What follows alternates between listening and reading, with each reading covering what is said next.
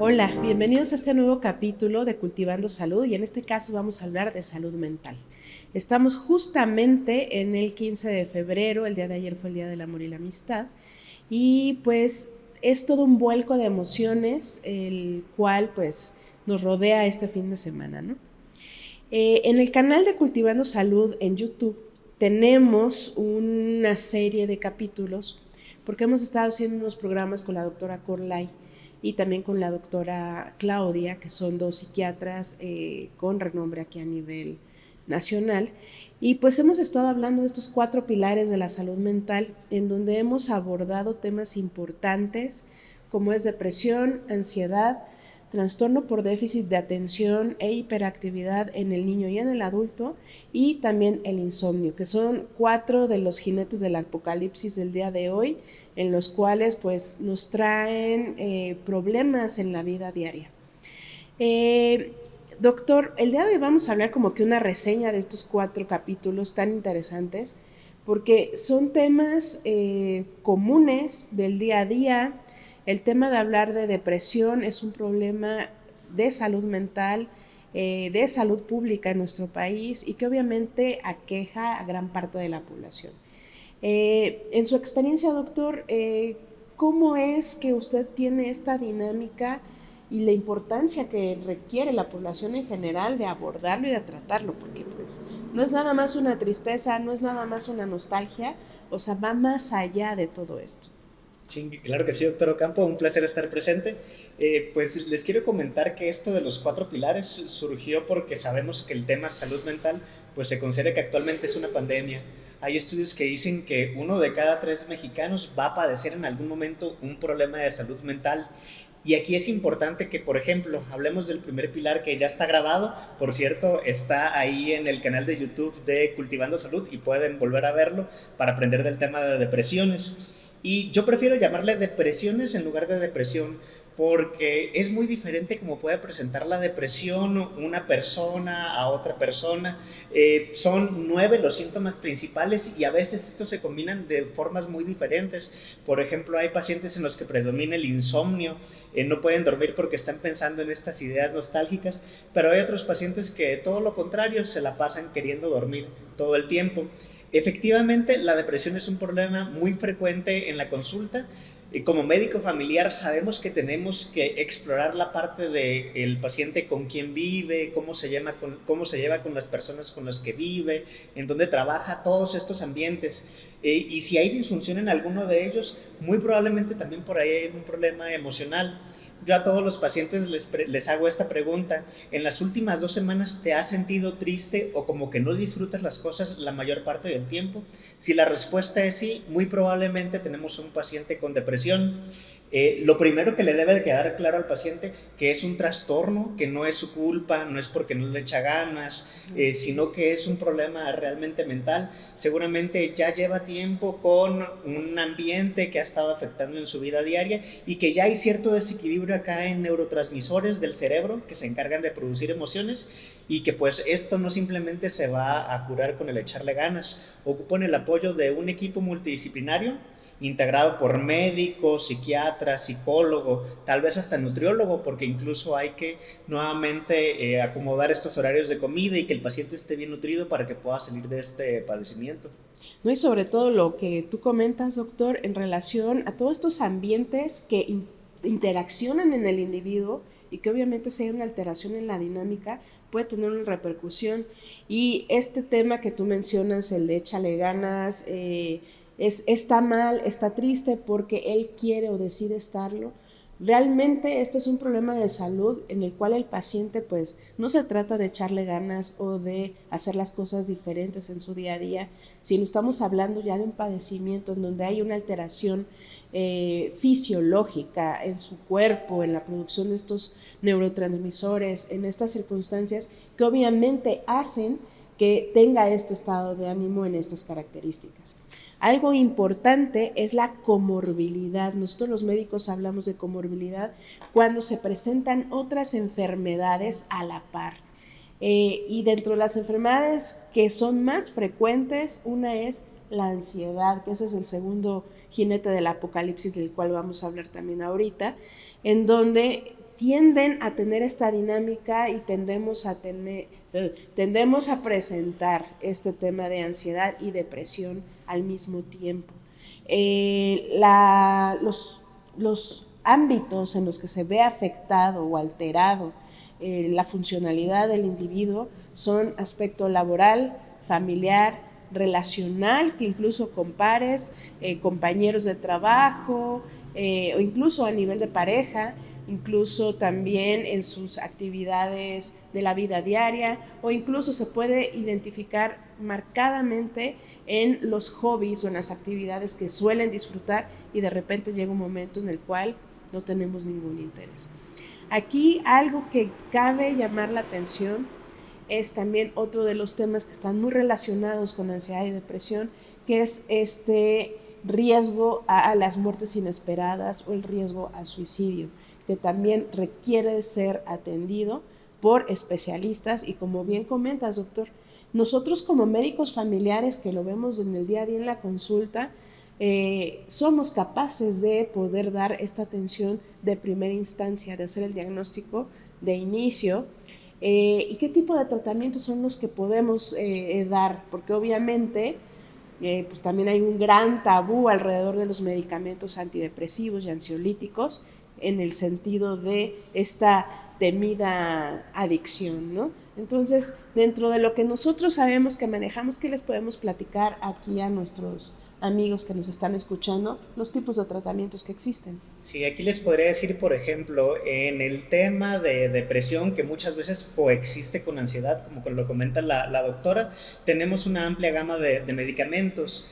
Hablando, por ejemplo, de depresión, se dice que si la depresión es leve, podemos dar el tratamiento meramente con psicoterapia, pero si la depresión es moderada o grave, ahí ya tenemos que hacernos de un antidepresivo para poder sacar al paciente de este estado de depresión.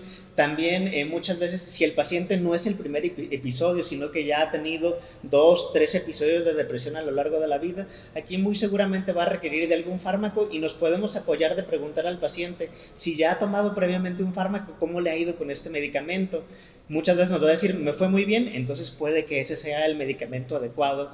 Y aquí algo muy importante, lo que comenta la doctora, de que por aquí existe ese tabú de que no, es que estos fármacos para depresión van a causar adicción, lo voy a ocupar de por vida. El paciente se preocupa de que pues lo va a ocupar de por vida y muchas veces no hace uso de esta herramienta que es excelente para ayudarnos a sacar al paciente de este estado depresivo.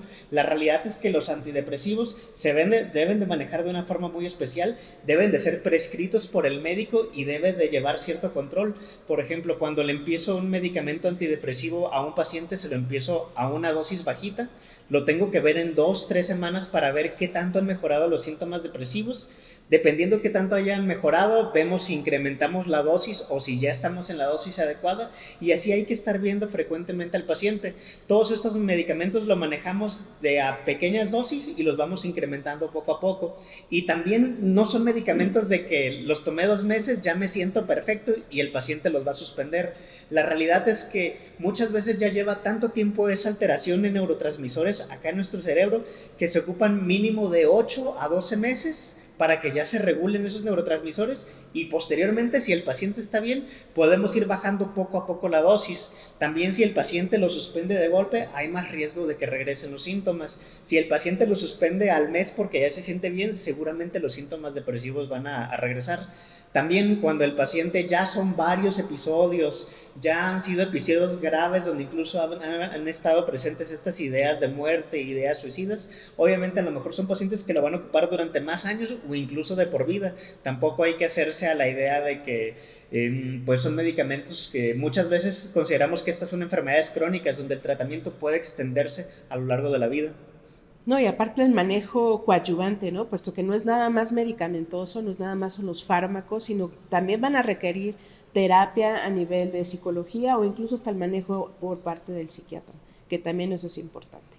Y bueno, otro de los pilares que me gustaría abordar el día de hoy, porque si nos metemos a redes sociales, es un boom el hecho de estar hablando el TDA, trastorno por déficit de atención e hiperactividad, que es una enfermedad comúnmente diagnosticada en niños. Bueno, antes, hace algunos ayeres, era más frecuente el escuchar lo que se presentaba en la población pediátrica y se caracterizaba por estos niños inquietos que están en la escuela y que obviamente a cada ratito están llamando a los papás a la dirección porque el niño no se comporta, tiene bajas calificaciones y que obviamente voltean a hacer el estudio de este paciente y empiezan a identificar pues que pues no es nada más un tema de conducta, o sea que va más allá porque también hay un trastorno a nivel central que fomenta a que se presente esta sintomatología, ¿no?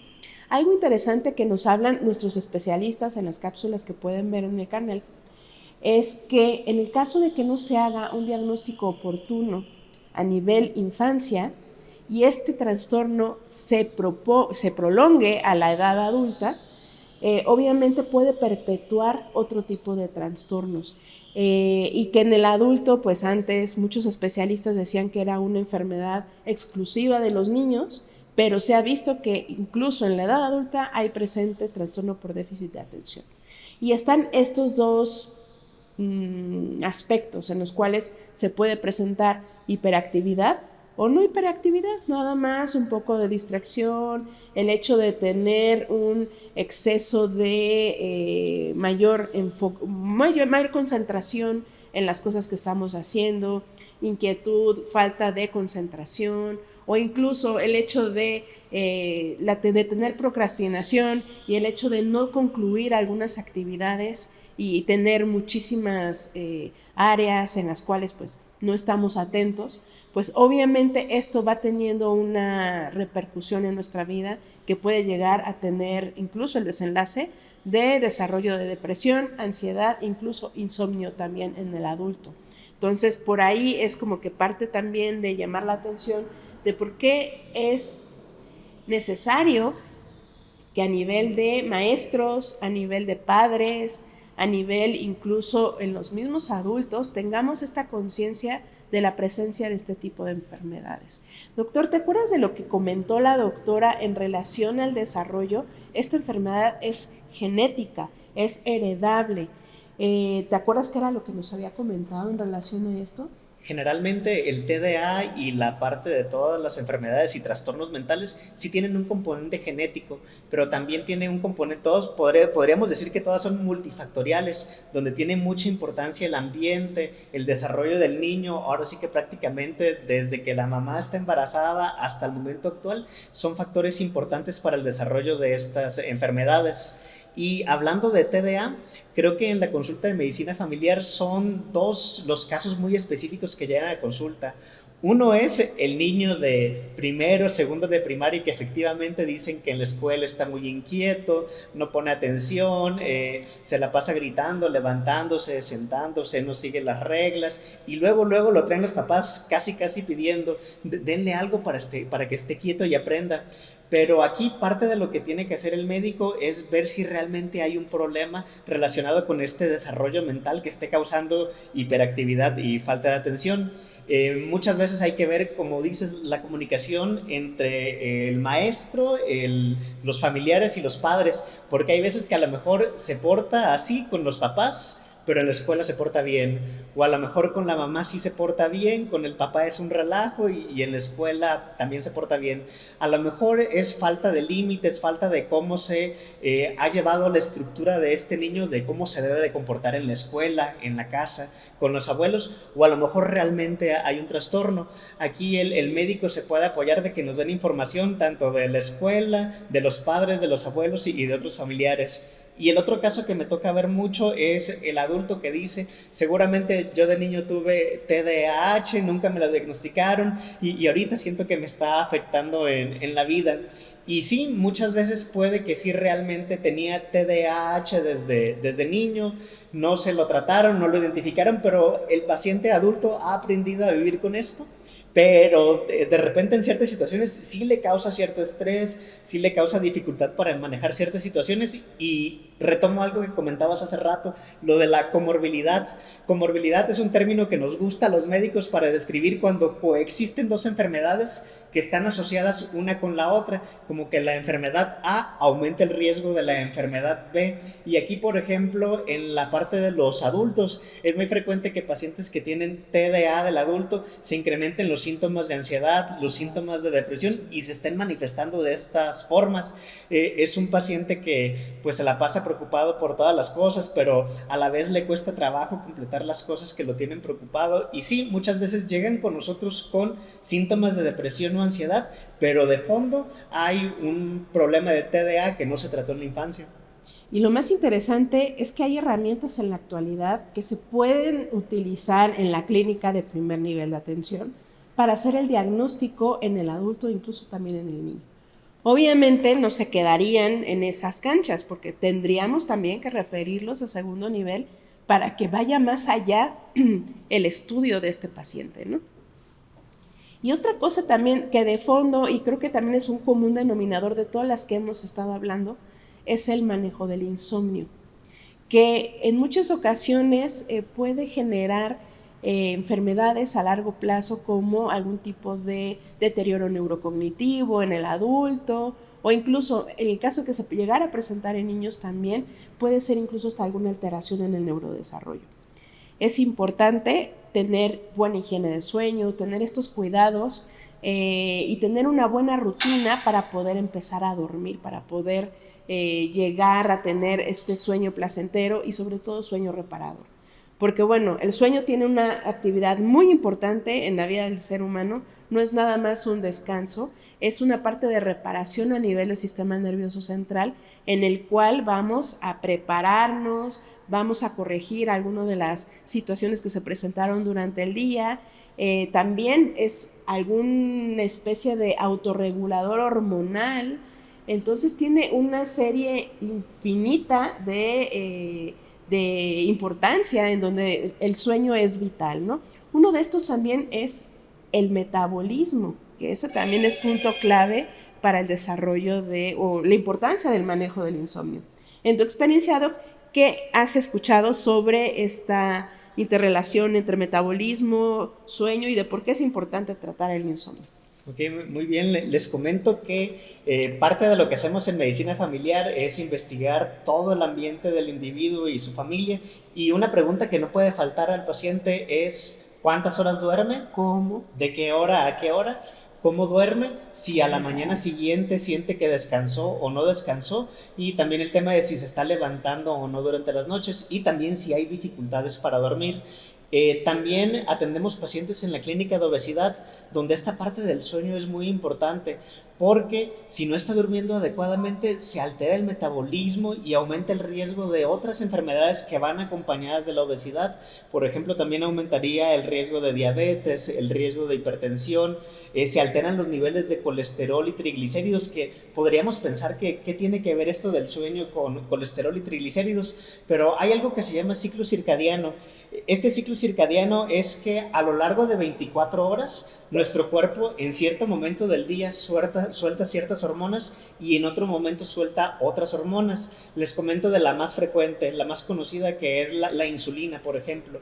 Durante el día nuestro cuerpo secreta cierta cantidad de insulina porque mientras hay sol deberíamos de comer, y si comemos algo durante el día a lo mejor nuestra glucosa no se va a elevar mucho porque la insulina que se secreta durante el día va a hacer que se absorba bien la glucosa y que no se eleve la glucosa en sangre. Pero si comemos en la noche, durante la noche nuestro cuerpo no secreta tanto esta hormona, no tiene una liberación normal. Entonces, ¿qué va a pasar? Si me como, por ejemplo, una fruta en la mañana, perfecto, no va a elevarse tanto la glucosa, mi cuerpo va a absorber los nutrientes, pero si me la como en la noche, ya que no hay luz, como nuestro cuerpo no está secretando la hormona en ese momento, la glucosa va a subir más de lo que debería. Algo parecido pasa con otras muchas hormonas, y eso hace que si el paciente no está durmiendo adecuadamente, no está descansando, pues van a pasar todas estas complicaciones de que sube la glucosa, sube la presión, suben colesterol y triglicéridos y aumenta el riesgo de más comorbilidades que van acompañando a la obesidad. Sí, sobre todo el riesgo cardiovascular y otras enfermedades de desarrollo a nivel cardíaco, ¿no? El tema de que no se haga un adecuado tratamiento, un manejo oportuno de todas estas enfermedades, pues obviamente es importante llevarlas a cabo. Y pues bueno, en general, híjole, es una información con estos 4 temas que la verdad yo creo que nos quedaremos un buen rato aquí platicando. Les hacemos una cordial invitación de que se metan al canal de Cultivando Salud en YouTube para que puedan ver la retransmisión de estas cápsulas por nuestros médicos especialistas.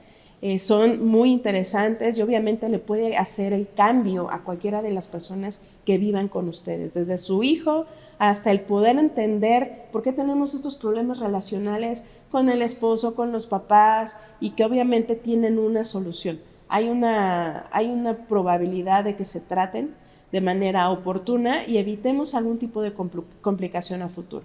El hecho de que tengamos abiertos los ojos y lo conozcamos puede hacer la diferencia en la calidad de vida de un individuo. Entonces sí les hacemos la cordial invitación para que se echen un clavado en estas cápsulas, las escuchen. Si tienen alguna duda, pregunta, por favor no duden en enviarnos algún correo para que se les hagamos llegar a nuestros especialistas. El correo es cultivas24@gmail.com. Ahí pueden hacer llegar todas sus recomendaciones. Incluso si tienen alguna inquietud en relación de algún tema de salud, son bienvenidas, los leemos. Y pues estamos aquí en Clínica Vitaquer MD para ayudarte a cuidar tu salud y que esté muchísimo mejor tu familia y tú. Muchísimas gracias, doctor, y nos vemos en el próximo capítulo de este podcast. Muchas gracias. Hasta luego.